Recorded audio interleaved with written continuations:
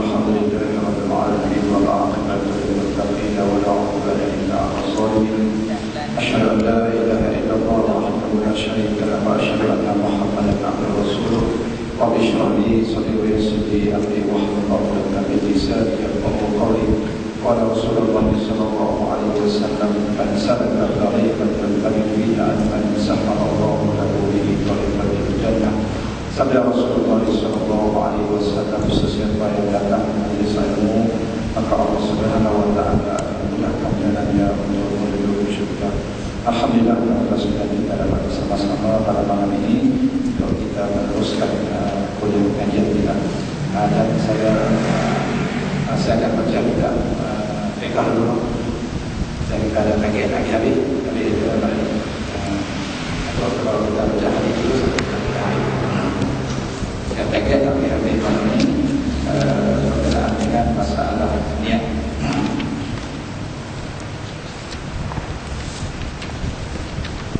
Jadi saya tengok sikit lah, kita tengok sikit di muka surat 75. Muka surat 75 melafazkan niat. Okay. Melafazkan niat itu kita tengok sikit lah, saya pada balik sikit. Muka surat 75 melafazkan niat solat ketika takbiratul ihram itu adalah sunnah. Jadi terbaru itu melafazkan niat solat ketika takbiratul ihram itu adalah sunnah. Apa dia maksud melafazkan niat itu? Usalli ya, usalli fardhu masyaallah Allahu akbar. Semua kitab fiqh mazhab Syafi'i mengatakan sunnah, kecuali di sini dia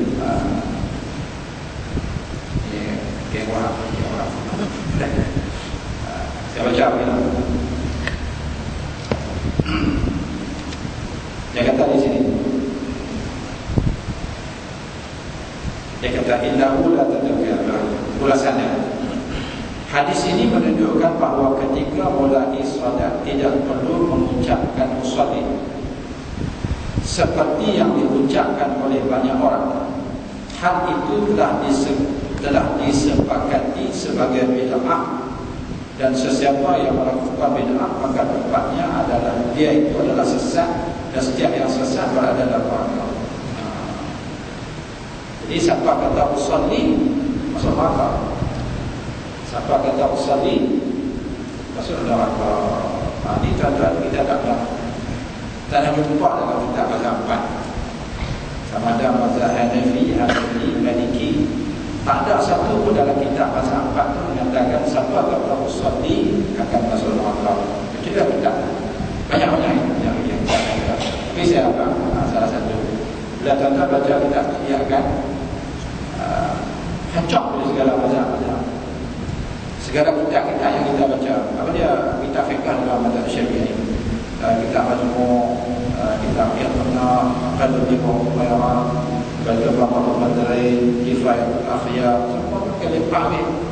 Jadi semua kitab dia mengajarkan beritahu hadis Rasulullah SAW yang menyebutkan dalam masalah tak ada hadis Nabi yang kata siapa kata usalli akan masuk neraka. Dia dalam ni je. Itu tak apa orang lagi teruk baca-baca isi pelajaran masuk neraka. Betul. Banyak lagi. Okey, jadi saya nak kata dia melafazkan niat solat dan Allah itu rukuknya adalah merupakan satu perkara sunnah. Jadi habis sekali. Boleh kita tengok muka surat 77. Perubahannya. Saya baca kitab fiqh dulu sebab nak pergi kita boleh dalam murid 79. Apabila seseorang sedang menunaikan solat, memutuskan niat solatnya di tengah-tengah pelaksanaan solat, yakni dia bermaksud sungguh-sungguh untuk keluar dari solatnya, maka batallah solatnya meskipun dia tidak jadi keluar. Dia nak keluar tapi tak jadi keluar, maka solatnya dikira terbatal. Contoh dia banyak, contoh dia belakang. Demikian pula apabila seseorang yang sedang menunaikan solat itu ragu-ragu antara keluar ataupun meneruskan solatnya. Dia ragu-ragu sama ada dia nak terus ke ataupun dia nak berhenti ke ataupun nak batalkan solat, maka batal pula solatnya. Jadi tuan-tuan garis belantar solat dan waktu. Yang kaedah apa? Siapa yang boleh terjadi? Al-yaqin la yuzadu bisyakki. Siapa mengaji kitab Isyrah wal Nadhair, dia akan jumpa satu kaedah, al-yaqin la yuzadu bisyakki. Yakin itu tak boleh ragu-ragu. Allahu Akbar, aku nak sembahyang Isyak. Tak boleh, aku nak sembahyang kan tak buat sembahyang, nak sembahyang kan tak buat sembahyang, nak berhenti kan tak buat berhenti, tak boleh. Al-yaqin la yuzalu bisyakki. Maka batallah pula solatnya, meskipun dia tidak jadi keluar, sebab dia dikira telah membatalkan niatnya. Hal seperti itu boleh berlaku ketika orang yang sedang melaksanakan solat mendengar ketuk pintu ataupun mendengar telefon. Sepanjang perjalanan ini, dia berlaku dia punya Allah, tu imam ada. Lagu tu imam dari telefon. Lagu tu dia Allah, sejak tu imam dia boleh lagu. Tu imam apa? Payah-payah pak tutup bang. Tu. Jadi mana? Ish. Aku buat macam mana tu nak berhenti kan tak berhenti, nak berhenti tutup telefon dulu kan, tak lagu mana kan apa? Tak ada. Dia tak boleh. Allah tak boleh. Dengar biar lagi lagu Siti Nurhaliza apa kan dengar lalu kan. Dengar biar sekarang. Maka dia tak boleh, tak ada berhenti. Dia ambil. Ataupun teringat telefon. Yang terbaik baginya adalah meneruskan solatnya dan jangan ragu-ragu. Situasi ini perlu sekali diperingatkan khususnya bagi orang-orang awam. Okey, nombor 9, orang awam. Isu ini nota dia bawah. Isu ini berkait rapat dengan masalah niat. Penjelasan terperinci boleh dapati melalui buku saya berjudul Umdah As-Sadiq wa Indah An-Nasik. Saya jelaskan di sini sebagai satu penjelasan ringkas bagi masyarakat awam dan orang yang mudah-mudah belajar agama. Semoga Allah taufik kepada kita semua. Jadi tuan-tuan kalau dengar itu di okey, kita baca habis. Apabila seorang teman berjanji akan datang ke rumah kita pada waktu tertentu, lalu kita berkata dalam hati, sekiranya dia datang ketika aku sedang menaikkan solat, maka aku akan memutuskan solatku dan dia akan kupersilakan masuk. Tetapi sekiranya dia tidak jadi datang, maka aku akan menyempurnakan solatku. Kita baca habis. Sebenarnya pelaksanaan solat dengan cara seperti itu tidak sah, kerana tidak ada niat yang pasti. Bahkan kita bermaksud untuk memutuskannya. Bukankah Allah berfirman, dan janganlah kamu membatalkan amal ibadah wala tubtilu amalakum. Termasuk dalam ayat ini ialah mereka bermaksud buat jazam untuk membatalkan solat. Jadi contoh yang dia bagi ini tuan-tuan, contoh dia ni jarang. Jadi kita dengar kawan betul itu, kita mungkin bayang kita dengar telefon bunyi, telefon kita bunyi duk nyanyi kalau sedap mama tu kita mesti dah biasanya tak macam tu. Kes yang macam ni jadi elok kita nak tunduk tuan-tuan, elok kita nak sujud je. Tuan-tuan tengok kalau jengking ada 2-3 ekor jalan kat kita. Tu nak terus kan nak lompat ni, nak terus kan nak lompat ni. Kalau kita terus sujud mesti kena. Tak sujud pun dia duk tumpah mai. Ataupun elok kita tengah tahiyat at-tahiyyatu mubarakatuh salawatullah tapi tengok tu dia dia angkat dah tu. Masa mana dia masuk tak tahu duk apa? Duk macam tu. Saya kata kalau macam tu kita tak fikir dah aku nak terus ke dak. Dia lompat terus. Dia lompat terus tak ada fikir dah. Okey macam tu. Satu. Yang kedua kes macam mana? Orang perempuan. Saya ada abang selalu bisa. Kalau macam ni memang biasanya jadi. Dia serika baju dan dia biar serika di situ. Kemudian dia sembahyang macam biasa, tengah-tengah dia sembahyang, anak dia umur 2 tahun berangkat mai. Berangkat tuju betul kat serika. Serika duk tengah panas lagi, kita baru serika. Baru off, duk tengah panas lagi. Anak kita baju. Dia tempat-tempat lebih, dia berhenti sat, dia duduk, dia main-main lagi dia pi pula. Dia pi kat serika tu, dia duduk tengok kat serika tu. Dia duduk parti kat serika tu dia. Kita tak fikir tak lagi dia pegang serika ni lah jenuh khayal. Lepas tu kita tak fikir aku nak berhenti ke tak berhenti, nak berhenti ke tak berhenti. Apa dah kita lakukan macam tu, solat kita sudah batal. Kita ambil keputusan. Aku dia habis tidak kena pergi hospital, yang penting sembahyang dulu. Betul. Ataupun baik berhenti dulu lah. Tak lagi lah, ada Riau tak lagi sampai ke malam lah ni. Jadi terus Assalamualaikum warahmatullahi wabarakatuh. Assalamualaikum warahmatullahi wabarakatuh. Ambil sedekah tu, pergi letak tempat tinggi. Dapat tak ni, mak nak sembahyang ni, tolong tengok saat adik ni. Itu kan ada. Ragu-ragu tak boleh.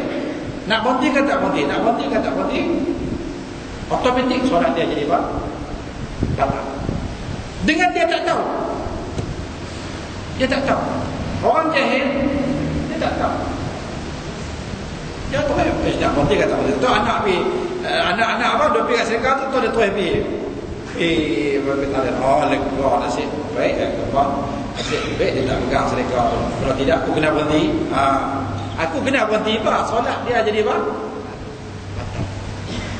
Itu dia punya keadaan dia. InsyaAllah tuan-tuan. Jadi kita kena bagi al-yatin la yudadu bisyak. Untuk benar yakin itu tidak boleh apa? Tidak boleh ragu. Itu keadaan sembahyang. Ada tuan-tuan kita solat yang kita sudah jahanam tapi kita tak sedar. Iaitu dia jadi pecinan itu dia kan. Masuk sekali dengan kawan tu. Imam tengah rokok. Kita pun Allahu Akbar. Rokok sekali dengan dia. Subhanallah wa bihamdihi subhanallah. Artinya sempat rokok dan tamadina dengan imam. Lepas tu imam Sami'allahu liman hamidah Rabbana wa lakal hamd. Rakaat yang pertama kan. Lepas tu elok habis imam bagi salam, Assalamualaikum warahmatullahi wabarakatuh. Dia tambah lagi satu rakaat lagi. Solat dia jadi apa? Jahannam. Pasal apa? Dia telah solat isyak 5 rakaat. Tu kehebatan orang kita gaji. Itu Assalamualaikum warahmatullahi wabarakatuh. Assalamualaikum warahmatullahi wabarakatuh. Baca doa baca keluar. Dia tak tahu tak sembahyang dia jahannam dah. Tu kita gaji lah. Sembahyang solat berjemaah ni tapi kadang-kadang bahaya. Memang pahala dia 27. Tapi tak kena cara. Ya. Kosong tak apa. Orang sembahyang di rumah dapat juga satu. Orang sembahyang di rumah cara dia dapat 27. Dia sembahyang tak kena cara. Kosong dia punya solat. Okay, kemudian berniat merosakkan ibadat. Telah dikemukakan perkataan Abdullah bin Mas'ud radhiyallahu anhu, "Idza faradta as-salah fala takhruj minha ila ghairiha." Apabila kamu menunaikan solat fardu, maka janganlah keluar darinya untuk menuju perbuatan yang lain. Dia kata apabila kamu solat fardu, maka jangan keluar daripada dia sehingga nak selesai daripada sembahyang itu baru boleh keluar. Dalam pada mengapresiasi perkataan Ibn Mas'ud di atas, para ulama menghubungkannya dengan ayat, dan janganlah kamu membatalkan amal-amalmu. Kita tengok nota di bawah dia. Isu ini dah kita baca. Dengan ayat tersebut maka menyimpulkan haramnya memutuskan segala ibadat yang fardu seperti solat fardu, puasa fardu serta yang lainnya. Jadi dia kata kalau kita dah niat puasa fardu maka haram kita membatalkannya. Kita niat dalam bulan fardu, sengaja membatalkan puasa dalam bulan Ramadan. Tiba-tiba kita membatalkan puasa tersebut, hukumnya adalah haram tanpa sebab. Kalau ada sebab kita ada lain. Solat begitu juga, kalau memutuskan dia tu berarti tanpa sebab, dia adalah berdosa. Seorang perempuan minta cerai kepada suami dia, saja-saja minta cerai. Orang tanya pasal faham minta cerai saja. Pasal dah tak malah dah nak cari suami lain pula haram juga. Tidak bersyukur perempuan yang demikian. Okay. Tetapi para ulama membolehkan meskipun dinilai makruh bagi membatalkan ibadah sunat dengan pelbagai dalil ataupun alasan. Tapi kalau sunat tidak ada sebuah masalah. Dalam sebuah hadis, Sayyidatina Aisyah radhiyallahu anha mengatakan bahawa pada suatu hari Rasulullah sallallahu alaihi wasallam mendatanginya. Dia berkata, "Wahai Rasulullah, kita dihadiahkan hais, sejenis makanan di bawah. Al-hajj semacam makanan yang terdiri dari tepung, minyak samin dan kurma. Tepung campur kali minyak samin, campur kali dengan kurma. Macam nasi kismis dia tahu kan. Nasi kita abang boleh yang bawah, yang kismis tu. Betul. Dia kata apa? Kita dihadiahkan hajj sebagai makanan. Lalu Rasulullah SAW bersabda, berikanlah makanan itu padaku, meskipun pagi tadi aku telah berniat berpuasa. Lalu baginda pun memakan makanan tersebut. Jadi ada kes Rasulullah nak puasa sunat, Ibu Aisyah kata ada makanan, mainlah kita makan. Rasulullah membatalkan puasa dia. Jadi Rasulullah makan. Macam tu kita puasa sunat. Kalau sunat tiba-tiba kawan kita main pada jauh, hukum dia makruh. Bukan kita sunat, jangan kata sunat. Lagi kita sunat lisan dah lah. Macam orang tak bohong sunat kan? Mana ada bohong sunat? Tak apa usah bohong sunat. Sunat tu tak mana dapat pahala. Mana kita bohong dapat pahala? Mana ada bohong dapat pahala? Tak ada. Bohong tu nak mana? Bohong harus. Bohong harus dalam apa keadaan. Laki dia nikah dua. Kata, Ahmad ni jalan sama ni. Jangan abang kakak nak bini aku. Dia tak ini dengar kata Bang Eham nikah dua hantar lah. Saya tak tahu apa kan. Kita tahu kalau kita habang lagi balik perang. Maka ketika itu berbohong hukumnya adalah harus. Bukan kita sunat, tak dapat pahala lagi kita sunat. Tak. Dalam kes yang macam ni, begitu juga memutuskan ibadat sunat itu hukumnya adalah makruh.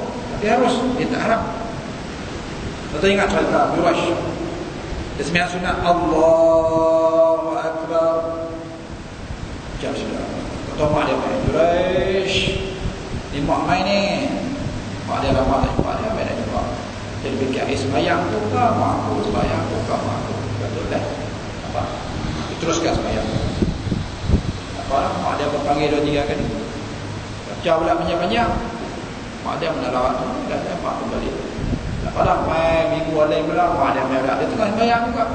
Juraish dia tengah sembahyang sunat. Sembahyang tu mak tu. Sembahyang tu. Jadi sampai 3 kali. Mak dia rasa kecil hati. Rasulullah kata sekiranya Juraish ini seorang yang ahli fiqh, orang yang reti fiqh, dia akan memutuskan solat dia. Sebab solat dia tu cuma solat sunat. Sementara menyambut panggilan mak, melayan mak itu hukumnya adalah wajib. Maka sebab tu dalam sekali mak dia rasa kecil hati, rasa kecewa. Ya Allah ya Tuhanku, janganlah engkau matikan Juraish sehingga kau uji dia dengan seorang perempuan lacur. Dengan seorang perempuan lacur. Mak terlampau sedih. Sebab tu Sayyidina Umar kata, ya Rasulullah, sepatutnya Juraish memutuskan solat dia. Rasulullah kata, ya benar kamu Umar, sepatutnya Juraish memutuskan solat dia. Sebab solat itu cuma solat sunat saja. Sama tetamu, kita puasa hari itu tiba-tiba tetamu kawan kita main pada job, main pada job baru buang cari kita mereka tak jumpa 20 tahun. Dia pun sonok dia main pula pukul 12 tengah hari. Pasal tu makan tengah hari cukup cantik kan. Kita masak tu pasal saya dah tambah masak dah, cuma nak tambah masak lagi. Maka ketika itu hukumnya adalah harus kita kena nak naik dia. Kita nak puasa daripada pagi tadi sampai pukul 12, kita buka puasa. Kena nak naik. Bagi saya, puasa yang dilakukan itu adalah puasa sunat. Ia jelas seperti difahami oleh para alim ulama. Alhamdulillah. Okey. Kejahilan waktu solat. Ini tak tahu waktu solat. 8.48 Isyak 8.48. Kita tak tahu Isyak masuk pukul berapa. Tak tahu. Agak-agak sudah. Lepas setengah masuk kot, bayar Allahu Akbar. Tak boleh. Apabila seseorang menunaikan solat sebelum waktunya, inna salata kanat 'alal mu'minina kitaban mawquta. Surah Nisa. Sesungguhnya sembahyang itu sudah ditetapkan waktu dia. Apabila seseorang menunaikan solat sebelum waktunya dan dia termasuk orang yang jahil mengenai waktu solat, maka solatnya sah. Dia kata sah pula sekiranya solat sunat. Kalau sekiranya solat itu solat sunat, dia tak tahu waktu, lepas itu dia sembahyang, maka solat dia itu adalah solat dia itu kira sunat. Contoh, kita ada contoh dia sembahyang duha. Sembahyang duha ni dia setengah jam selepas waktu syuruk. Ada tak? 7:03 minit. 7 atas tu dah kira syuruk. 7:03 minit waktu syuruk, maksud dia subuh habis waktu tu. Subuh habis waktu tu. Subuh masuk ke 5:42, habis pukul 7:03 minit. Waktu duha ialah setengah jam selepas waktu syuruk. Jadi makna 7:33. 7:33 sudah masuk waktu duha. Tiba-tiba dia nak sembahyang solat duha. Kemudian dia nak naik bas lagi. Dia nak naik bas. Katalah kita nak naik bas. Dia pun masa masuk waktu duha ni. Dia pun sembahyang Allah. Rasul dia sudah duha kata ni kata Allah. Sembahyang tokoh naik bas cepat. Yang naik bas tengok duduk dalam bas dah. Bas berjalan dah lebih kurang 3 minit. Tengok baru 7:33. Jadi artinya dia sembahyang duha tu masih belum masuk waktu duha. Dia kata solatnya itu dikira sah, sebab solat itu solat sunat. Tetapi sekiranya solat yang dilakukannya itu solat fardu, tidak sah hukumnya. Kalau solat itu solat fardu, hukumnya tidak sah. Nak cakap tak hukum tidak tak buat. Tak cik anak tu mayang dipaksa, Allah sujud. Allah sampai habis. Assalamualaikum warahmatullahi wabarakatuh. Tiap-tiap kali sujud tu dia ambut betul ni gitu. Pakcik tu tegur, anak kena solat ni.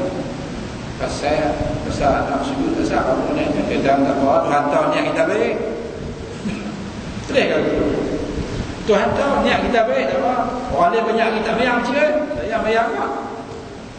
Sebenarnya dia tu sama macam orang lain. Pasal apa? Orang lain tak sembahyang, tapi dia sembahyang, sembahyangnya tidak sah. Sama macam mana? Itu kata Nabi kata di akhir zaman ada orang buat ibadat tapi dia jahil tentang hukum. Okey. Tak boleh kita pakai Tuhan tahu lah. Tak apa, Tuhan tahu niat saya ikhlas. Tapi tak boleh. Hukum fiqh adalah tak. Kalau gitu sembahyang tak sampai sembahyang. Sembahyang tak payah sembahyang. Allahu akbar sallallahu alaihi wasallam. Kena sembahyang sah, sembahyang dah. Ya. Macam ada satu itu cerita aku tu baca dia balik dia mengaji apa keluar negara dia balik jadi imam. Bismillahirrahmanirrahim. Alhamdulillahirabbil alamin. Dia apa sedap Allah. Bapak tu tak imam kata, ngaji sedap lah, tak baca jadi imam sedap ni. Dan tu cara tak ada wudu tu. Kalau ada wudu lagi sedap dia tu. Rupanya dia yang tak ada yang sembahyang tanpa wudu hukumnya tidak sah. Ingat betul. Nah, hukum itu adalah sudah tetap, tidak berubah. Dia kata kalau tak masuk waktu lagi tidak sah. Kalau kita sembahyang tiba-tiba tak masuk 1 minit lagi, 1 minit lagi belum masuk, maka solat kita itu tetap dikira apa? Tidak sah. Kenapa? Kita solat ni. Apabila dia mengetahui bahawa solatnya belum memasuki waktu yang telah ditetapkan, maka dia wajib mengulangi solatnya. Dia wajib kenapa? Kena tu. Dia tuan-tuan, hukum dalam Islam dia tak boleh qiyas. Dia tak boleh kesemuanya kita qiyas. Apa maksud saya? Macam ni. Dalam masalah ni, katalah kita sembahyang. Kita sembahyang, tiba-tiba kita tahu tak masuk waktu, 2 minit lagi baru nak masuk waktu, tapi kita dah sembahyang dah. Kita sembahyang dah. Kita tahu tu tuan-tuan, kita tahu, katalah contoh dia. Kita sembahyang Zuhur pukul 1.15, masuk 1.20. Kita sembahyang 1.15. Tak apalah. Yang 1.15 apa saya apa itu Zuhur, Asar, Maghrib, Isyak. Esok baru kita tahu. Allah. Rupanya Zuhur di sini masuk 1.15. Bukan masuk 1.20. Kemarin dia dah sembahyang apa? 1.15. Maka wajib dia mengqadha semula solat yang dia sembahyang kemarin. Berbeza dengan satu kes lain. Kita memburu di hutan Pahang. Kiblat ada, kompas ada. Kita sembahyang menghadap sini. Allah. Waktu nak habis dah. Kita Allah, kita agak-agak matahari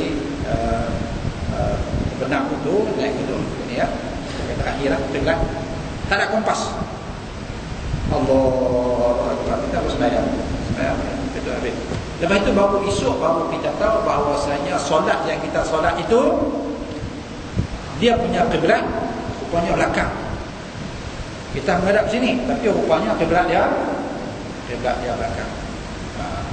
Jadi maknanya pada tuan-tuan yang berlaku dia tidak perlu mengqadha balik dia punya apa? Dia punya solat sebab dia sudah apa? Sudah ijtihad. Contoh ada ingat kami apa pergi Taj Mahal. Kita baru pergi Taj Mahal. Pipi di hotel tanya reception tu dia panggil Mamat. Please come here.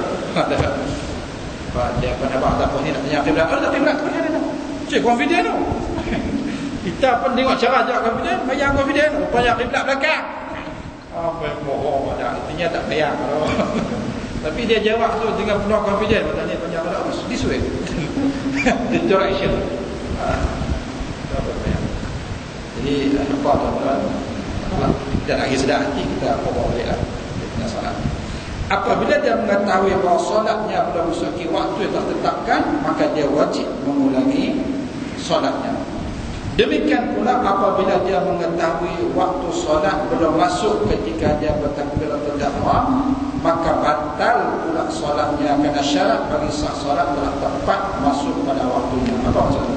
Demikian pula bila dia mengetahui waktu solat belum masuk ketika dia takbiratul ihram, Allahu Akbar, maka cara automatik solat dia jadi terbatal dengan itu. Apabila kerana syarat bagi sah solat telah tepat masuk. Wallahu a'lam bissawab.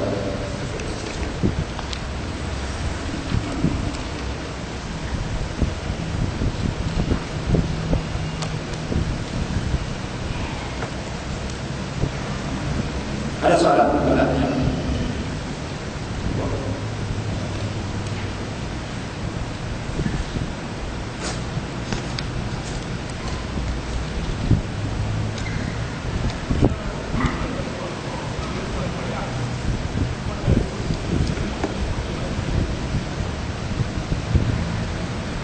Dia mengganti handphone. Apa hukum mengganti handphone? Sebenarnya kita mengganti handphone ini adalah kita buat suatu perkara yang tidak ada kaitan dengan solat. Dia hukumnya haram kita buat suatu perkara yang tidak ada kaitan dengan solat. Allah Akbar. Dan yang boleh kasih pegang tangan. Kalau saya cuci ya. Agak kita sujud Allah Akbar. Assalamualaikum. Terpaksa macam apa nak clear. Jadi tengok tempat sujud tak clear. Jadi cuci. Itu perbuatan yang tidak ada kaitan dengan apa? Dengan solat. Maka hukumnya walaupun tidak membatalkan, tapi hukumnya adalah haram. Kalau tak ada baik-baik. Siapa nak baca sembahyang tu jangan buat lagu sedap-sedap kan. Pergi ringtone tu habis sedap kan. Jadi kalau kadang-kadang kita terlupa juga kan. Dan bukan nak kata selalu kita beringat, tapi hari itu jadi kadut jam berapa kita jadi apa? Jadi terlupa. Nak vibrate. Apa baik-baik baik-baik. Boleh tak? Ada lagi soalan?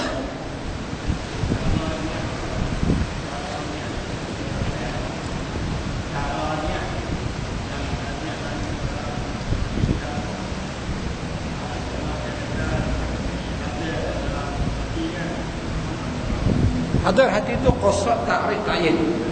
Menghadirkan tiga perkara.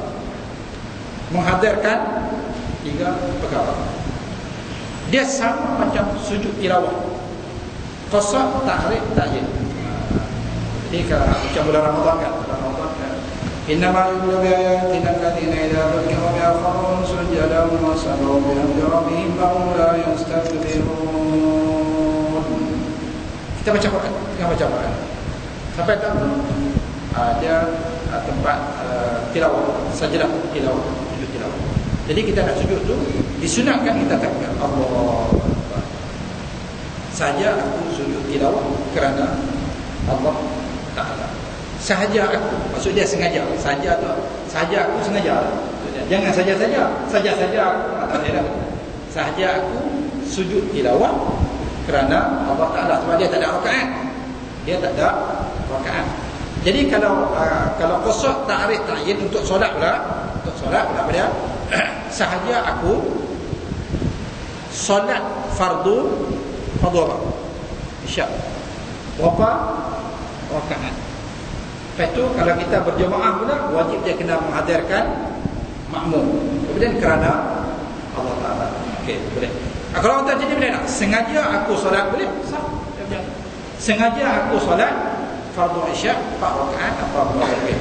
Sengaja atau sahaja tak apa. Jangan saja-saja. Hang buat apa tu? Saja-saja tak payah. Sahaja ni.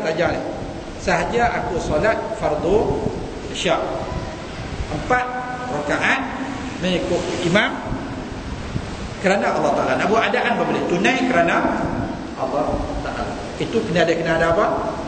5 lebih kurang qasad ta'rif ta'yin. Kena 3 lah. Sahaja aku solat fardu isyak 4 rakaat untuk imam. Dia hadir tu hadir kalimah benar tu. Boleh. Kalau haji, nawaitul hajj wa ahramtu bihi lillahi ta'ala. Sahaja aku mengerjakan haji dan berihram dengannya kerana Allah Ta'ala. Jangan bodoh rakaat. Tidak aku menjaga dia dan berihram dengannya 2 rakaat kerana Allah Ta'ala. Tidak ada 2 rakaat. Boleh. Kalau puasa, sahaja aku puasa esok hari kerana Allah Ta'ala. Dia hadirkan macam tu lah. Ada tu kita lintahkan dalam hati.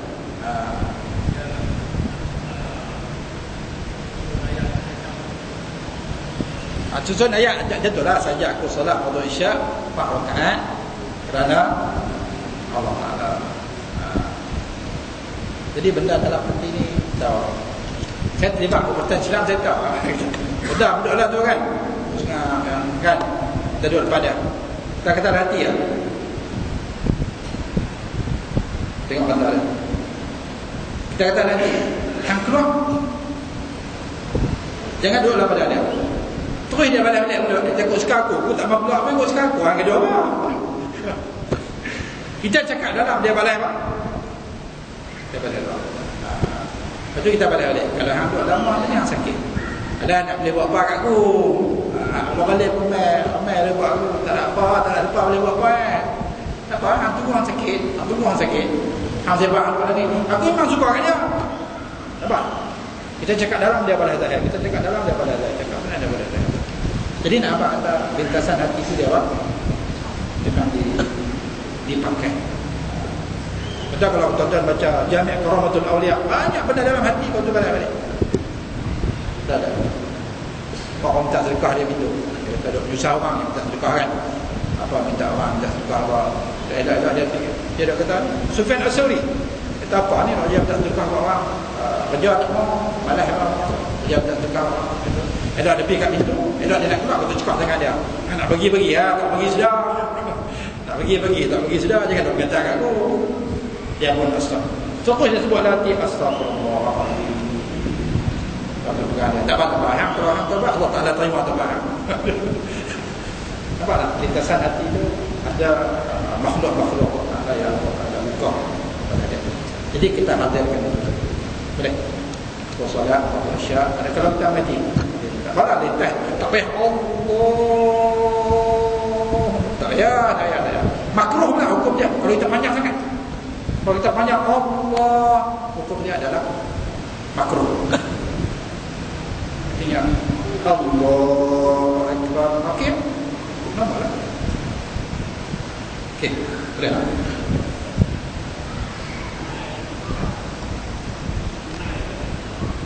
Tunai adaan qadaan, adakah wajib? Tak wajib. Kita nak kata apa tak apa? Tak mau kata apa tak apa. Macam kita sembahyang apa, saya ingat dulu tu kalau mengajar, kalau kita niat apa masa jenazah kan, ayam yang tak boleh apa, usalli ala hadzal mayyit al-hadir, Saja aku sembahyang atas mayat ini yang hadir. Usalli ala hadha al-mayyit al-hadiri 4 takbiratin fardhu kifayatin lillahi ta'ala. Saja aku sembahyang atas ini mayat yang hadir 4 takbir fardu kifayah. Artinya nak sebut pun tak apa. Nak sebut pun tak apa. Salli ala hadha al-mayyit ya kepada Allah. Adaan atau betul kita wallahu a'lam bis-shawab. Kita tengok sikit hadis Rasulullah sallallahu alaihi wasallam. Kita hadis Bukhari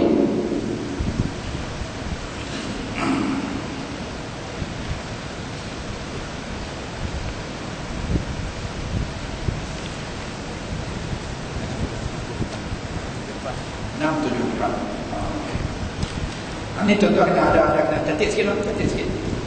Bismillahirrahmanirrahim. Hadis sahih Bukhari bab jenazah bilangan 674. An Abi Musa qala ana bari'un mimman bari'a minhu Rasulullah sallallahu alaihi wasallam. Inna Rasulullah sallallahu alaihi wasallam bari'a min as-saliqah wal haliqah wasyaqah. Dari Abu Musa radhiyallahu anhu katanya, saya lepas dari orang yang Rasulullah sallallahu alaihi wasallam melepas diri daripadanya. Apa maksud saya lepas? Apa maksud dia? Saya tidak bertanggungjawab. Saya tidak bertanggungjawab. Seperti mana Rasulullah tidak bertanggungjawab daripada orang-orang yang macam ni, berkabung dengan berteriak-teriak. Kita panggil meratih. Tuan-tuan catat sikit. Buah nak panas sikit, bawah tu ada tempat kosong. Meratih. Meratih, orang meratih. Mencukar kepala. Cukar kepala tak boleh kan? Jadi Rasulullah tak bertanggungjawab. Apa maksudnya tak bertanggungjawab tu apa? Apa maksud tidak bertanggungjawab? Maksud dia saya apa kita nak buat ni? Kalau hampi juga aku tak bertanggungjawab. Apa maksud dia? Kita tu maksud dia berlepas dari. Aku nak bagi jalan tu ada harimau, tapi kalau hampi juga aku tak bertanggungjawab. Kenapa tanggung dia ni? Jadi seolah-olah Rasulullah kata apa? Aku tidak bertanggungjawab. Siapa buat benda ni, dia tanggung dosa sendiri. Yang pertama ialah orang yang berkabung dengan berteriak-teriak, kemudian cukup kepala. Jadi tak boleh kan cukup kepala. Kalau orang baca hadis ni, balik baca Allah, rupanya tak boleh cukup kepala. Rupanya tak boleh cukup kepala. Sedangkan Rasulullah masa orang haji, orang bercukar tu, Allah Ta'ala Rasulullah doa 3 kali kepada orang yang cukup kepala. Allah marham lil muhalliqin, Allah marham lil muhalliqin, Allah marham lil muhalliqin. Ya Allah, tanggung kau beri rahmatlah kepada orang yang cukup kepala. Engkau beri rahmatlah kepada orang yang cukup kepala, engkau beri rahmatlah kepada orang yang cukup kepala. Rasulullah doa rahmat 3 kali kepada orang yang masa dia tahallul, dia cukup kepala. Habis di sini dia kata cukup kepala. Rasulullah tak tanggungjawab orang yang cukup kepala. Tentu kena catat sikit. Cukur kepala ketika ditimpa bala. Cukur kepala ketika ditimpa bala. Orang Arab dia punya dia macam tu. Dia cukur kepala masa ditimpa bala. Kalau ada apa untuk masuk musibah bala Allah, ada tahal kursi anda musibah. Dia cukur kepala ketika mana? Ketika mana ditimpa bala. Kepala habis tu. Batu koyak batu ni. Syakul juyuk. Koyak batu. Dia bergulin atas debu, atas tanah. Batu ambil debu ni babak dia kepala. Kalau ada musibah apa-apa dia babak dia kepala. Allah debu nak. Itu Rasulullah kata perbuatan yang diwarisi daripada orang jahiliah. Jangan kamu buat lagi. Dan mengoyak-ngoyakkan baju. Betul-betul. Kita tengok satu lagi hadis Rasulullah SAW. Jadi tuan-tuan, kita cukup kepala ketika musibah dah kita tak buat. Koyak baju kita tak buat, baju mahal kan. Baju mahal. Tapi meratus. Ni kita ada apa? Meratus. Kita yang meratus yang apa? Merintih, beraung, apa semua sekalian. Meratap. Itu tidak dibenarkan dalam Islam. An Aisyah qalat lamma jaa an-nabi sallallahu alaihi wasallam qatlu ibnu Harisah wa Ja'far. Kita tengok hadis dia. Dari Aisyah, di sini kata dia, hadis ni dia tak terlampau panjang sangat, bolehlah gagah, tapi dia ada banyak pengajaran yang kita boleh dapat daripada hadis ini. Dari Aisyah radhiyallahu anha katanya, ketika Nabi SAW menerima berita tewasnya Ibnu Harithah, Ja'far dan Ibnu Rawahah, beliau duduk dengan air muka sedih. Saya baca dulu. Saya melihatnya dari celah-celah pintu. Sementara itu seseorang datang mengkhabarkan bahawa para isteri Ja'far menangis. Nabi SAW menyuruh supaya melarang mereka. Maka pergilah orang itu melarang mereka menangis, tetapi mereka tidak mengindahkannya. Maka dia datang pula kepada Nabi melaporkannya. Sabda Nabi, larang mereka semua menangis. Kemudian orang itu datang kembali untuk ketiga kalinya dan berkata, fadhahaba, maksudnya laki-laki. Kemudian orang itu datang kembali untuk ketiga kalinya dan berkata, demi Allah ya Rasulullah, kami tak sanggup menenangkan mereka. Sabda Nabi SAW, tutup mulut mereka dengan tanah. Itu dia, tutup mulut mereka dengan tanah. Aisyah menambahkan, katanya kepada orang itu, Allah menghinakan engkau, tidak sanggup melaksanakan perintah Rasulullah SAW dan engkau biarkan Rasulullah dalam kesusahan. Artinya Rasulullah larang mereka daripada berhenti, daripada berhenti, tapi mereka tetap berhenti. Ambil contoh tengok satu-satu. Saya baca tengok balik. Itu sebentar sekali dulu, kita tengok balik daripada atas, cara terperinci. Dari Aisyah radhiyallahu anha katanya, ketika Nabi SAW menerima berita tewasnya Ibnu Harithah, Ja'far dan Ibnu Rawahah, kata tulis itu, tarik nak mana-mana dalam peperangan Mu'tah. Peperangan Mu'tah. Jadi tuan-tuan tengok sikit macam mana dalam peperangan Mu'tah. Saya baca sikit kepada tuan-tuan. Islam ni dia ada adab dia, ada adab dia yang mesti dipatuhi. Tentera-tentera Islam pada dia perang, dia ada adab. Tuan-tuan tengok macam mana Rasulullah pesan kepada tentera Islam apabila nak pergi perang di peperangan Mu'tah. Pertama sekali Rasulullah kata apa? Ni tengok berapa pesanan ni Pak. Kita bilang ni. Usikum bittaqwallah wa mimma ma'akum minal muslimina khair. Yang pertama, aku nasihat kepada kamu supaya bertakwa kepada Allah. Apa Allah Ta'ala suruh kamu ikut, apa Allah Ta'ala larang kamu jangan sekali-kali buat. Itu yang pertama. A'idzu bismillah wa fi sabilillah. Man kafara billah la ta'ziru wa la taghlu as-sariqah wa la taqtulu walida. Yang pertama sekali kamu ingat, kamu perang itu nak meninggikan kalimah Allah, bukan kerana lain. Bukan kerana tunjuk gagah, nak tunjuk hebat, nak tunjuk perkasa, tak. Kamu perang itu nak menyebarkan agama Allah. Dua. Yang ketiga, Rasulullah kata jangan sekali-kali mencuri sekalipun satu tali kasut. Jangan curi sekalipun satu tali kasut. Contoh tengok masa di Iraq dulu. Masa Amerika masuk serang Iraq, dia berpakat curi habis question rumah Saddam Hussein, buat pelari Allah uduhnya panggil orang Islam, pelari masuk rumah Saddam Hussein, buat pelari habis. Nabi kata jangan curi. Itu yang ketiga. Yang keempat, la taqtulu walidan wala imra'ah. Tidak punya syarat dia. Jangan kamu bunuh anak-anak kecil dan jangan kamu bunuh orang perempuan. Wala kabiran faniyan, dan begitu juga orang tua.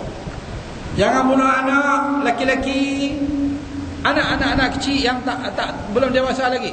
Jangan kamu bunuh orang perempuan, jangan kamu bunuh orang perempuan tua yang tidak berupaya. Tuan-tuan tengok, kalau tuan-tuan baca perang salib ni. Buku ni contoh perang salib.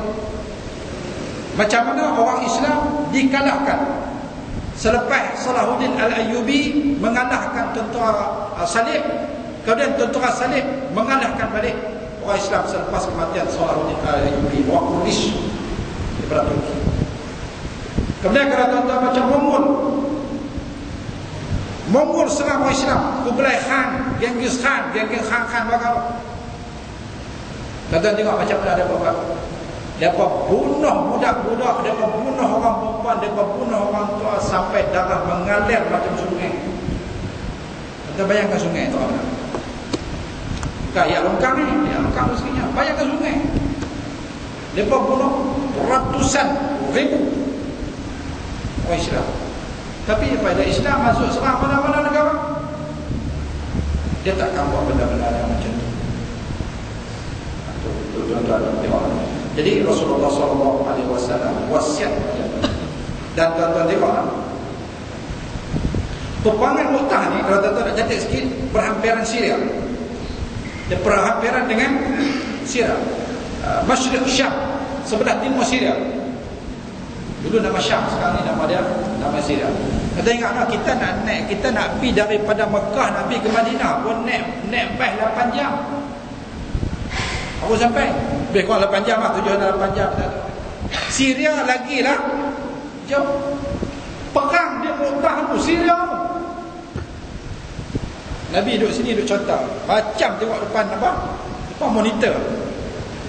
Kita sekarang ni bendera dipegang oleh Zaid. Bendera dipegang oleh Zaid. Para sahabat tak tengok Rasulullah, tak tengok kalau cara apa nujum 4 belalang roboh lampirin kan. Rasulullah kata sekarang ini bendera dipegang oleh Zaid. Allahu Akbar. Zaid terkorban. Zaid terkorban. Sekarang ini bendera dipegang oleh Ja'far bin Abu Talib. Kemudian Rasulullah cerita, Ja'far bin Abu Talib bawa bendera. Allahu Akbar. Kenapa ya Rasulullah? Ja'far bin Abu Talib dipotong tangan kanan dia. Sekarang dia pegang dengan tangan kiri. Dia bawa bendera itu dan kemudian tangan kiri pula kena potong. Dia kepit dengan ketiak dia. Terus dia tembak dengan panah. Allahu Akbar. Gugur Ja'far bin Abu Talib. Sekarang dia bendera dipegang oleh Abdullah bin Rawahah. Semua cerita ni. Sahabat di Madinah dia semua cerita macam tengok monitor. Sekali tengoknya tu. Dia pegang oleh Abdullah bin Rawahah. Allahu Akbar. Abdullah bin Rawahah pun terkorban. Lepas tu dia tak, sekarang ini bendera dipegang oleh Saifullah, oleh pedang Allah. Kalau sahabat makan tengok oleh siapa pedang Allah. Tadi Rasulullah sebut nama Zaid, kemudian Rasulullah sebut Pak Ja'far bin Abi Talib dan Rawahah. Sekarang Rasulullah kata bendera dipegang oleh pedang Allah. Dan kemenangan pasti akan pada tangan orang Islam. Apa? Mukjizat Rasulullah SAW. Dia balik lepas orang Islam balik menang dah, balik nak cerita. Kalau sahabat tak payah cerita, Rasulullah dah cerita dah. Kalau sahabat nak cerita, apa nak dengar? Nak cerita kami di medan perang. Sahabat kata tak payah cerita, meh kami ceritakan apa. Betul tak mula-mula pegang bendera itu, yang mula dipegang oleh Zaid, lepas itu dipegang oleh Rawahah, kemudian tangan kanan dia kena potong tangan dia. Macam mana apa tahu? Kita Rasulullah ceritakan kami ketika kita berada di Madinah. Jadi tuan-tuan, habis selesai meninggal. Itu mukjizat Rasulullah SAW. Dia boleh cerita apa yang ada di medan perang. Kemudian di sini tuan-tuan, ini dia jadi ketelin daripada peristiwa. Itu contohnya banyak, saya tak mau contoh di sini lagi. Saya buat intro dia sikit. Daripada sinilah ada orang mengatakan tidak boleh tahlil. Hadis Rasulullah kata, isna'u ala Ja'far ta'ama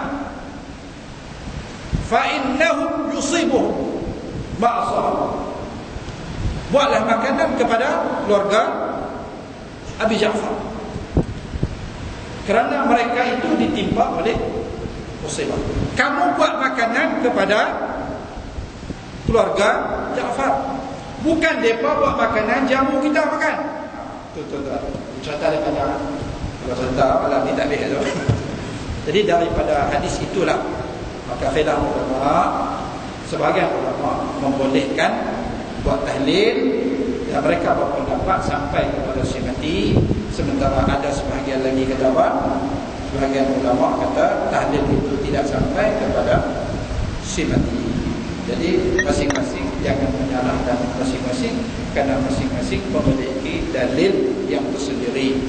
Macam juga kita tahu daripada satu hadis saja.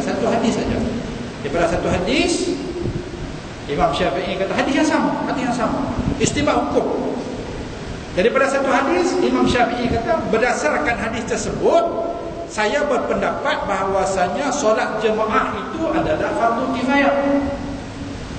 Dan dalam hadis yang sama, berdasarkan hadis tersebut, iaitu pada Rasulullah nak bakat orang yang tak main solat jemaah. Pasal Rasulullah main sembahyang Isyak, Allah main sembahyang Isyak, dan tengok orang sembahyang jemaah tak pandai. Rasulullah kata, Kalau dah bukan kerana mengingatkan perempuan dan anak-anak yang berada di rumah, aku pergi bakar rumah orang yang tak mahu solat jemaah. Daripada hadis tersebut, Imam Abu Hanifah dan Imam Malik berpendapat bahawasanya solat berjemaah itu hukumnya adalah fardu ain. Siapa sembahyang solatnya tidak sah. Jadi tuan-tuan, istimewa hukum itu tidak sama. Tak apa. Masing-masing ramailah dan mazhab ya. Jadi tidak sebab masalah. Jadi di sini apa tuan-tuan yang berlaku ialah depa teriak, depa sedih, orang itu. Jadi Rasulullah SAW larang depa jangan teriak sampai sorak. Dengar dalam hadis dia kata rafa'na aswatahunna, depa angkat suara sampai suara depa. Jadi bila jangan.